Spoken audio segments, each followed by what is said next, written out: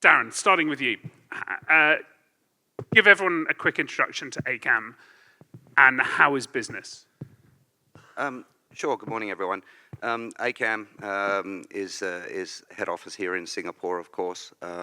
We have our other operating offices in Jakarta, Indonesia, Melbourne, Australia, Sydney. We're in Dubai, San Marino, of course. We work very closely with them. We're in Braunschweig in Germany and also London, and soon to be moving into the market in Turkey. So the fleet is a very diverse fleet. We operate everything from King Airs through to ACJs and BBJs, and pretty well everything in between.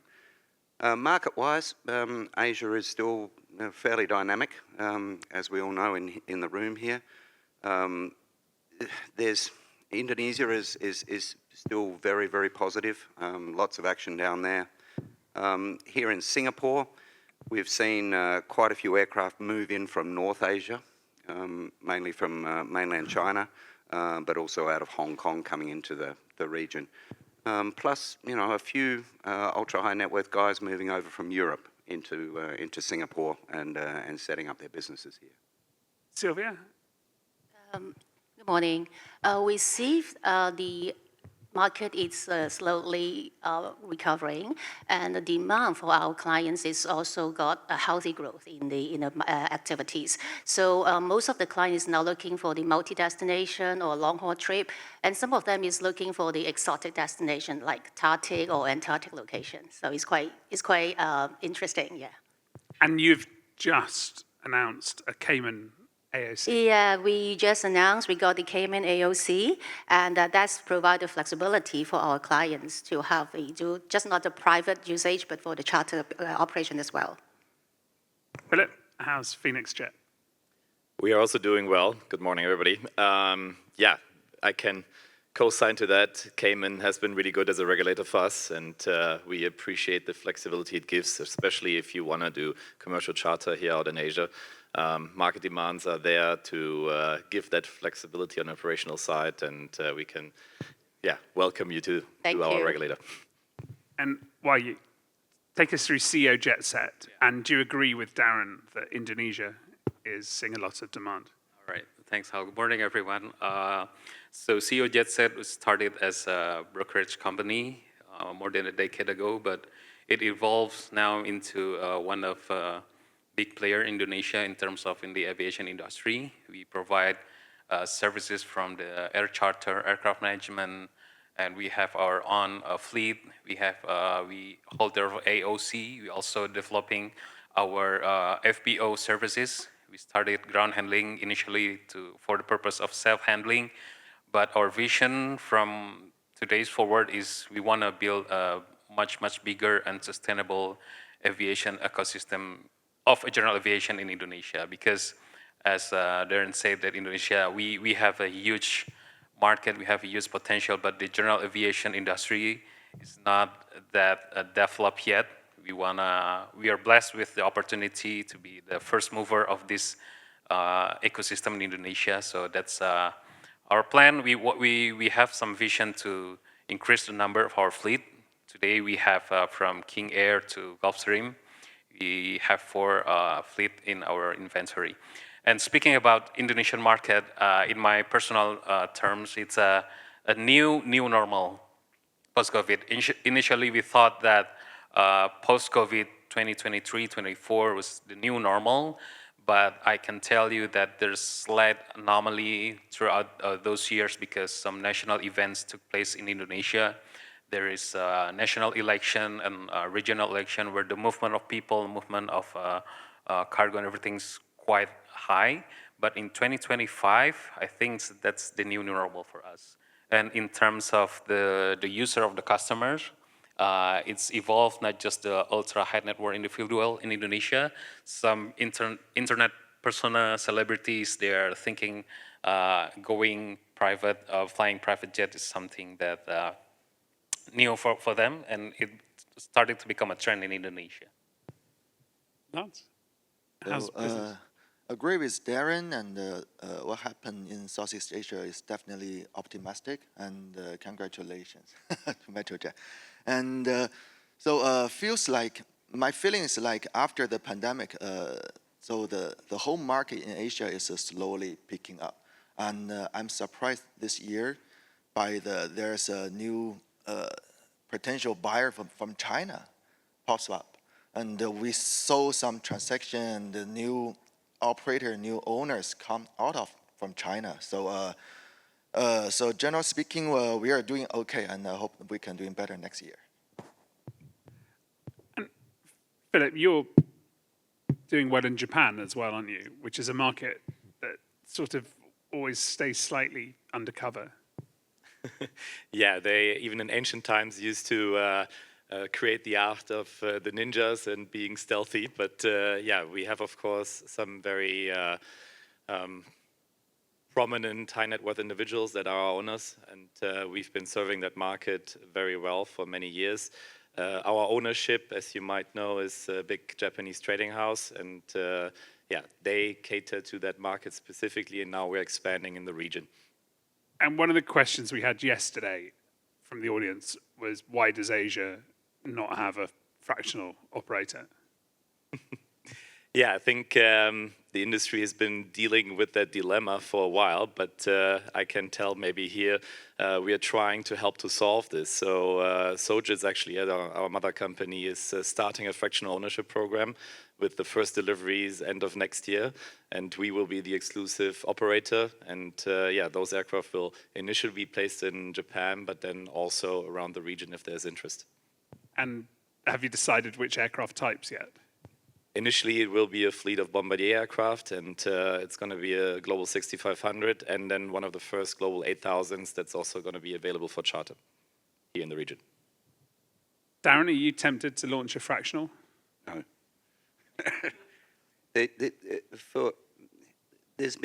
been sort of attempts before, but in this part of Asia, Southeast Asia, it seems to be a trust factor between owners, and you know, we see that regularly where, you know, you'll say, well, this guy's looking and he really only wants to buy half a plane, you know, maybe you'd be interested. And the first thing they say is, what if they don't pay their bills? You know, so it really is a trust factor culturally.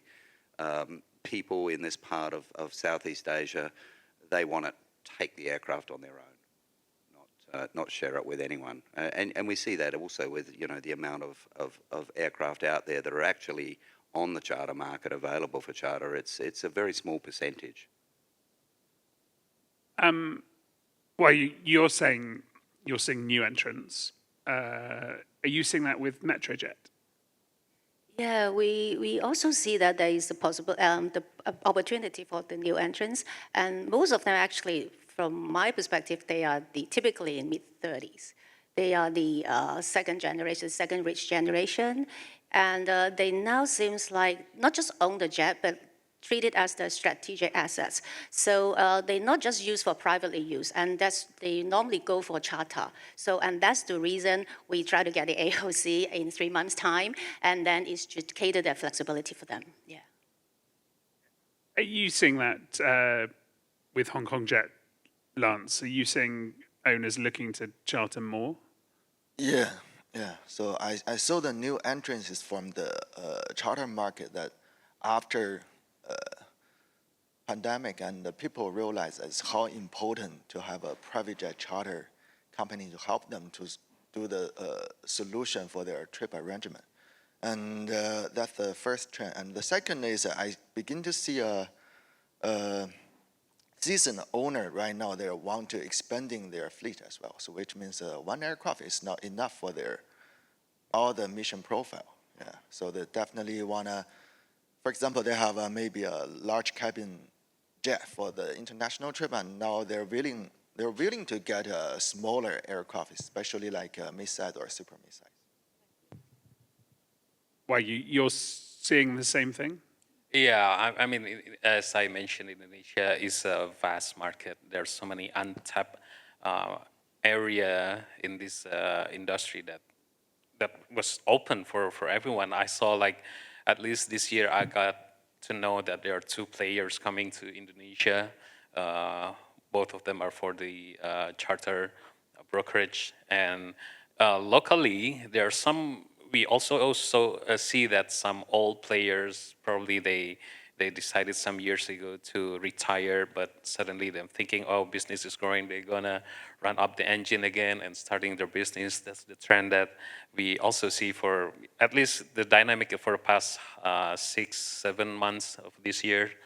But yes, if we have really understand the Indonesian geography, Indonesian market, and the potential behind it, this is so many places, so many fields that we can tap, especially in this general aviation industry.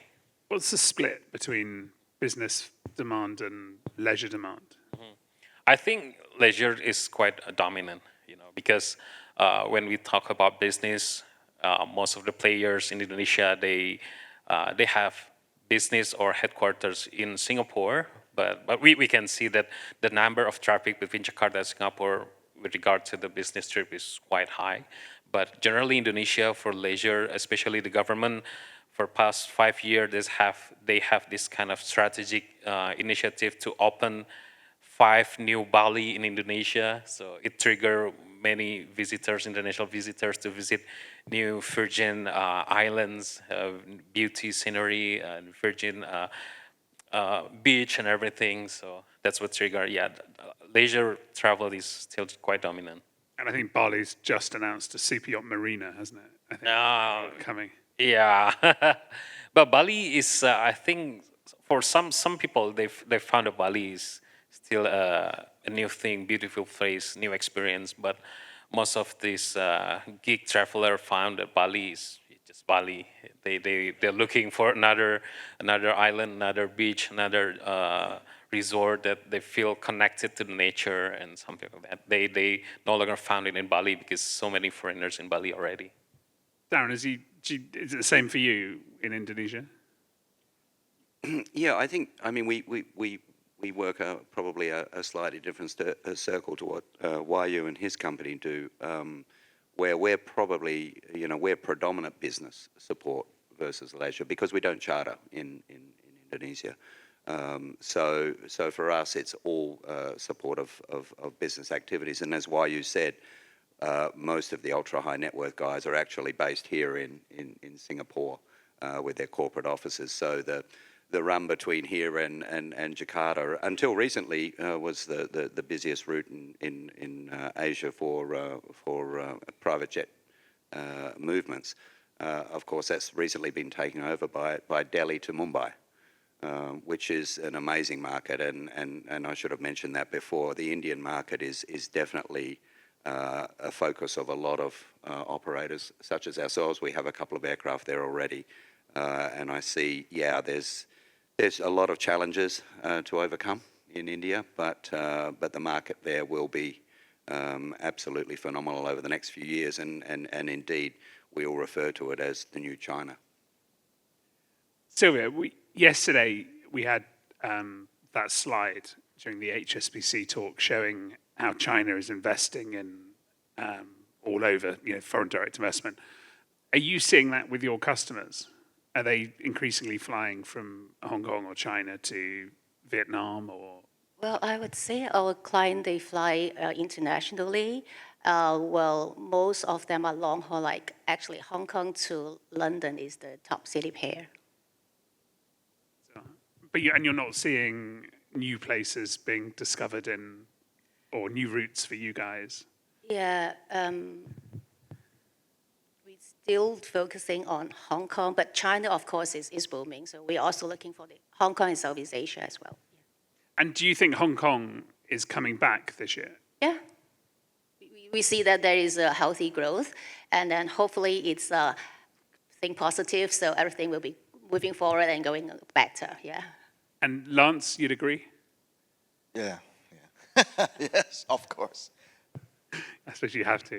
Do we have any questions from the room? I'm on Slido looking now, if we've got any. Okay, Philipp, you've sort of started this with your fractional, with your size. Are you seeing any interest in smaller aircraft? Well, so far we've been mainly operating large scale and large cabin and ultra long range aircraft and have a quite big fleet in that, the largest Global 7500 fleet in Asia.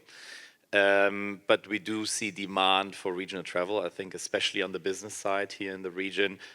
Shorter city pairs also request then at a certain price point different aircraft. And we are working on that to take on more aircraft to feed that void. How many types do you want to have on your AOC? I think there's no limitation. Of course, there comes operational advantages operating a unison fleet, but no, we operate all OEMs. So from Bombardier to Gulfstream to Boeing to Dassault. So there's no limitation in that. Darren, do you regret having so many types? No, I don't regret it. My camo guys certainly do. They're not too excited when I tell them we're bringing a new type in. But look, we have quite a few in the fleet that are common. Quite a few G650s, for example, the Airbus ACJs, and the Boeings. But yeah, look, it is what it is. We will serve the customer with the aircraft type that meets their needs.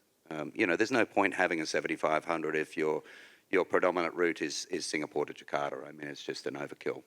Some do, but they're more likely to be looking at some of the older type aircraft, such as Embraer Legacies. They're still very popular in this region. And what do you think the perfect size is for an operator? When do you start getting economies of scale but don't get too big? Well, it depends on your vision or your market overview and your basis of operation. I mean, we're very diversified now, so with a fleet that's nudging 40 currently, I think with our current infrastructure, for us, somewhere around about the 60 mark.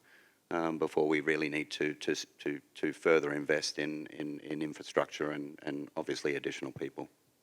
Sylvia, what's the perfect size for Metrojet? Well, that's no perfect, It all depends on your needs. Yeah. But do you think Metrojet in 10 years will have 200 aircraft or? Well, 200? Okay. Well, we aim for, currently is a boutique size. So as SeoJetset not bigger is not a better. So we're also focusing on not just one core value. We have aircraft management, we have maintenance, and we have a hangar. So it's just like diversification. We sell the personalized service to a client. It's not about the size or the scales. Yeah. Lance, Hongkong Jet. Perfect size?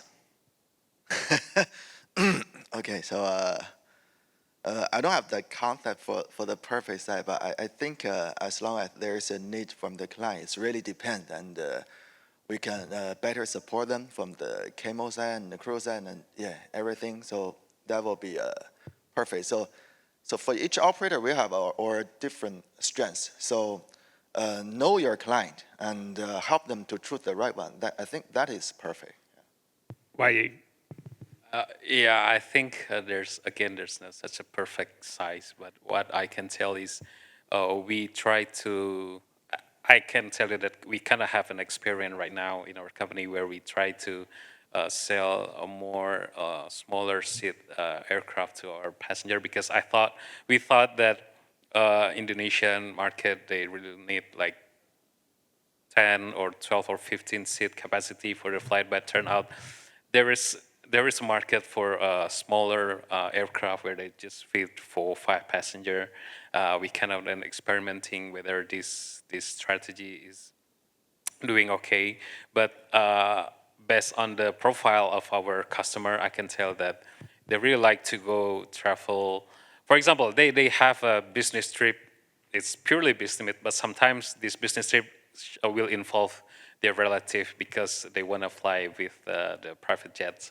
This kind of thing. Sometimes you only dealing with 1 or 2 rich people, but these 2 guys have another 4 passenger going with him just for the sake of flying with them, despite the purpose of the flight is for the business.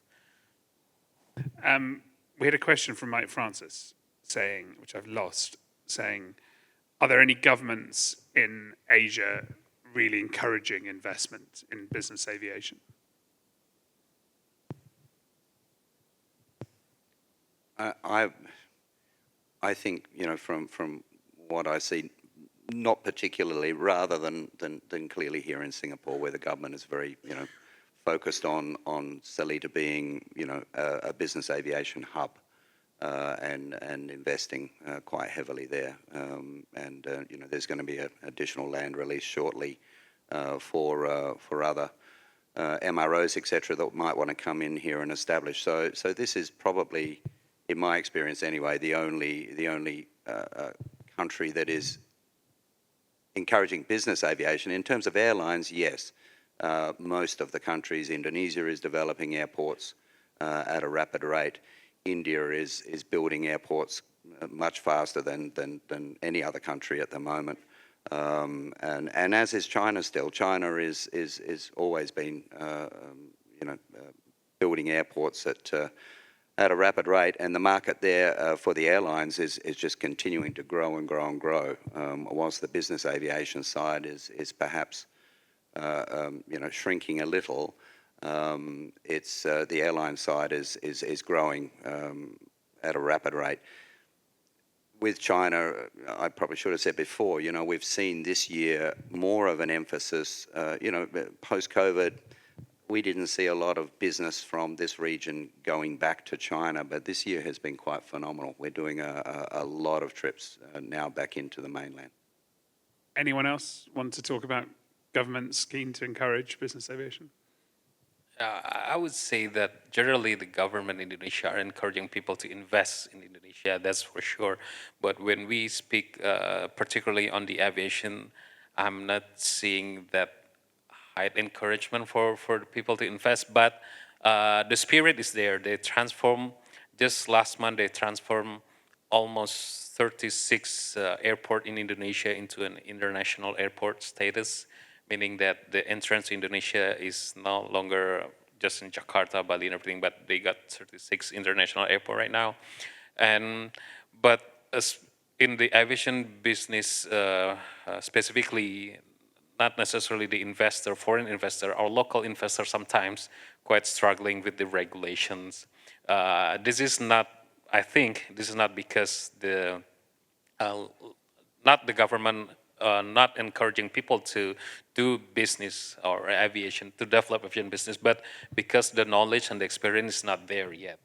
It's honestly, it's hard to compete with the regulator or government like in a more established country like probably United States or even Singapore, where it's we kind of struggling in keeping up with them. But again, as I mentioned, in the long run, there are very huge potential in this aviation business in Indonesia, and I'm sure the government aware of that, but they do it one step at a time. Anyone else want to talk about? So I believe that most of the government they would like to encouraging and all the operator and even for the foreign operator operate their aircraft into their place, but they just don't know how to start it. So I would like to, if I had a chance, maybe we can have a business aviation association to do as a consultant for the government to guide them, to let them know how to do it step by step. Yeah, so I think that may help, and I believe so. Yeah, thanks. Well, I would have also named Singapore probably as the most prominent example for government involvement. Otherwise, in other countries, as you all know, infrastructure is a big problem. Facilities are a big problem for business aviation. If it would be like the United States is the biggest market, for example, I think we would have had a far bigger fleet here in the region.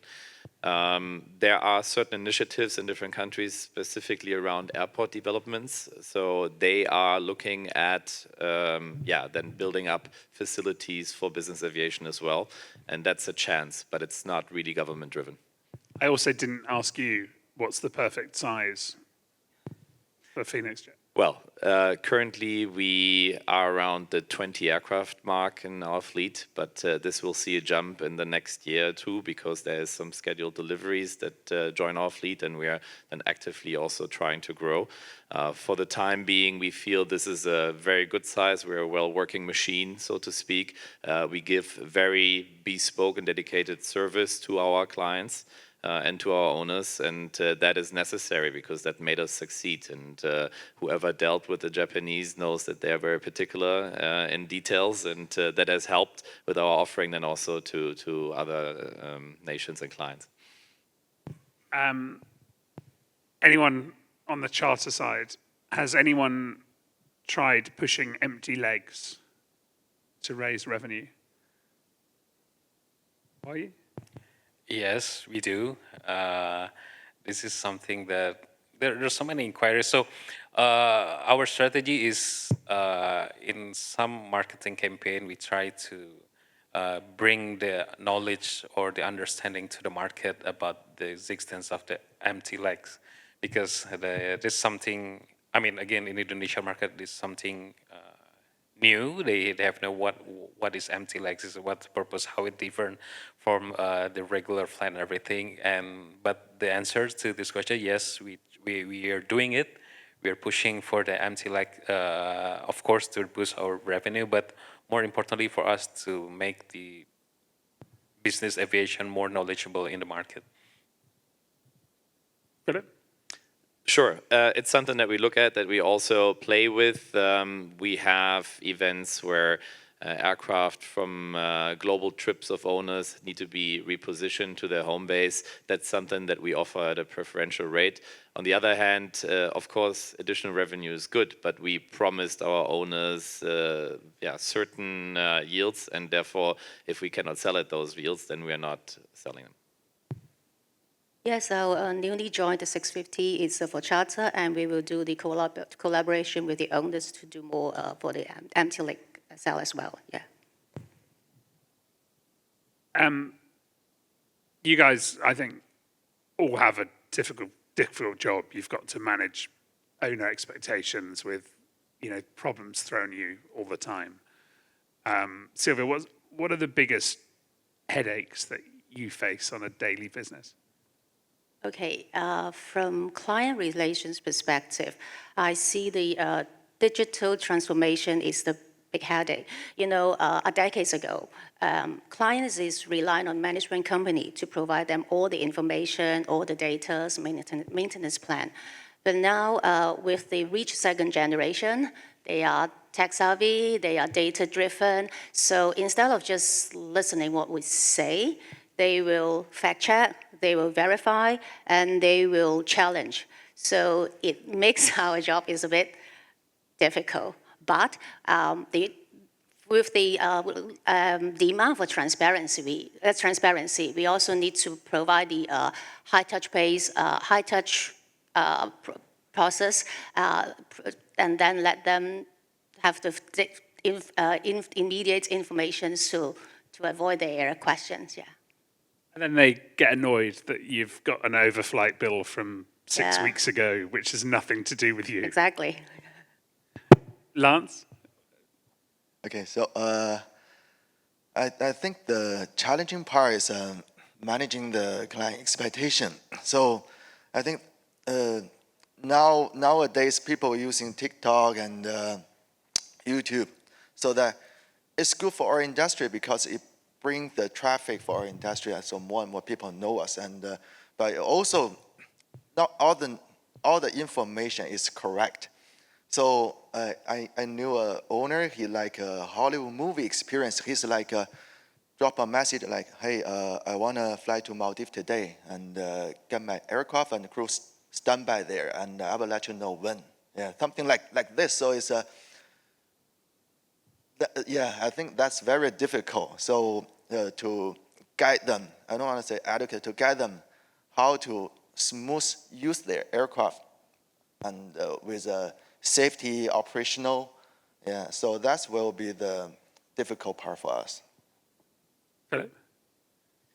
Well, I would say potentially expectations on product. That's why we aim to have always a very good offering that fulfills their needs.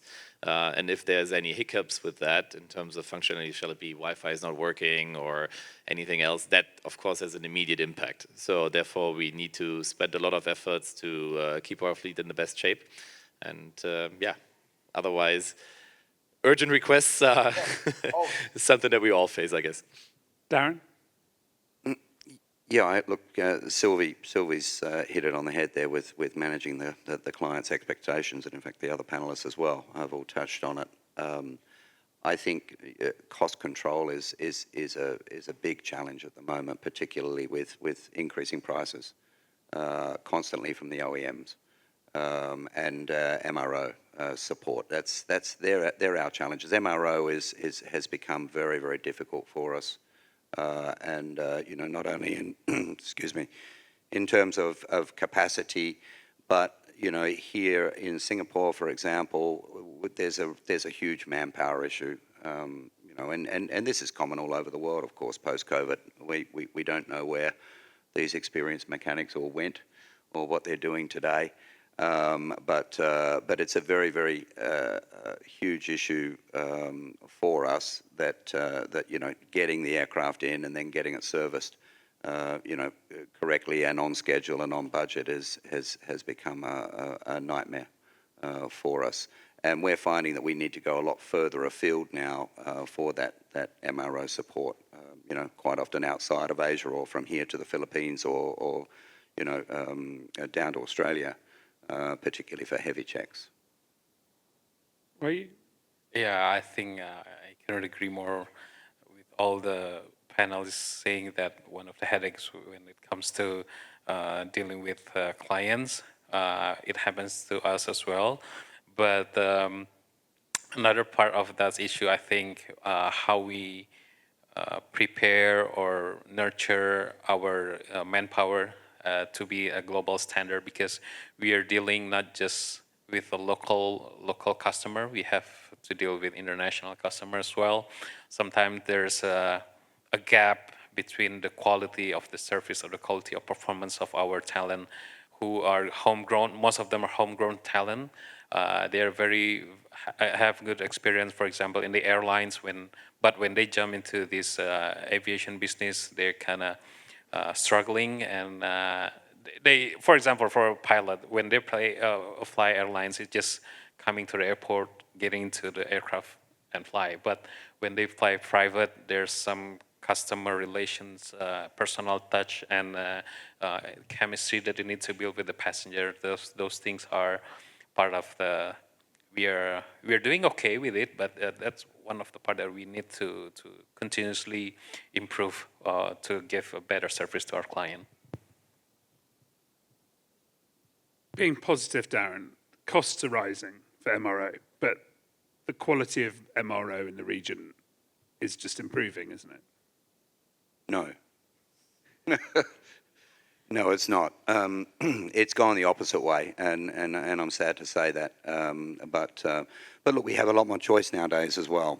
You know, all of the OEMs are represented here in Singapore.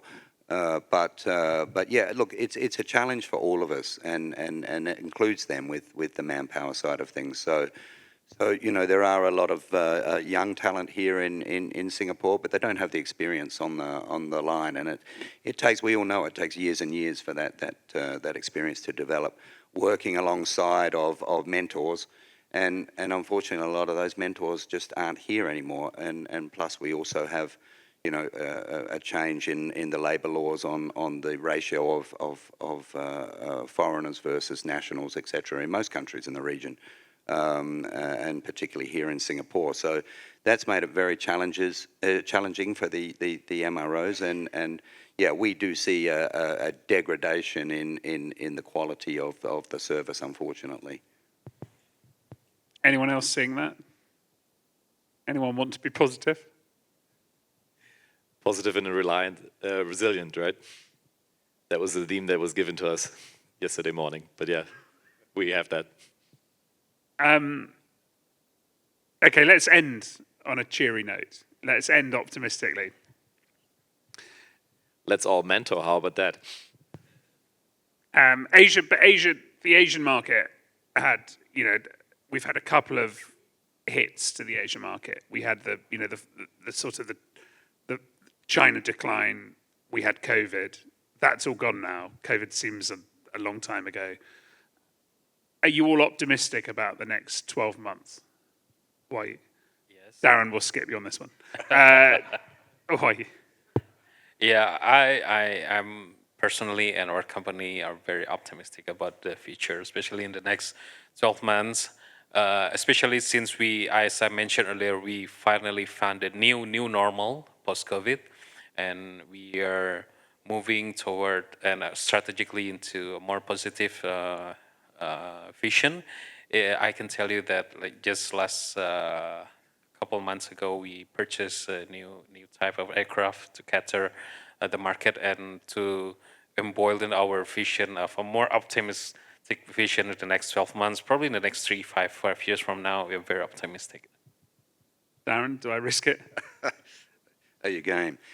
Look, I'm always optimistic, Al, overall, with the market in Asia Pacific. India and Indonesia are really going to continue to boom, I'm sure, in business aviation and a couple of the other markets. Vietnam is increasing its business aviation fleet dramatically over the last few years. So there is a lot of growth and a lot of optimism there, despite the other challenges. Yes, I'm always optimistic. And in view of the new type we will deliver next year, we find that there is an opportunity. And then in our MEC maintenance facility in Clark, we also see there's a lot of demand for maintenance. So I think it's a good year. Yes, and I think that's the reason most people are here, and because we're always trying to find more opportunity from this market. Yeah. Absolutely, yes. Even as a by nature pessimistic German, I'm eternally optimistic. And there's good things ahead on the horizon that we're working towards, and therefore the outlook is good. And I'm also a firm believer in Asia Pacific. That's why I'm here. So we had an audience vote about fractional and saying, will fractional work in in Asia? And 67% think the market's different, Philipp. What do you say? Well, I hope these people are not as optimistic as us. We are. We believe that number is wrong, and there is a big market for it. I also remember people doing exactly the thing for, will low-cost airlines work in Asia? And everyone said, no, never. Yeah, that's a great comparison. So where we are. Yeah, 50, Or 50 how now. about the potential for large size and ultra long range aircraft? Okay, any audience questions? Okay, finally, we have one quick announcement from Tom from GoGo involving Metrojet. Tom, are you around? Great. Thanks very much to the panel. Thank you, Alasdair. Thank you.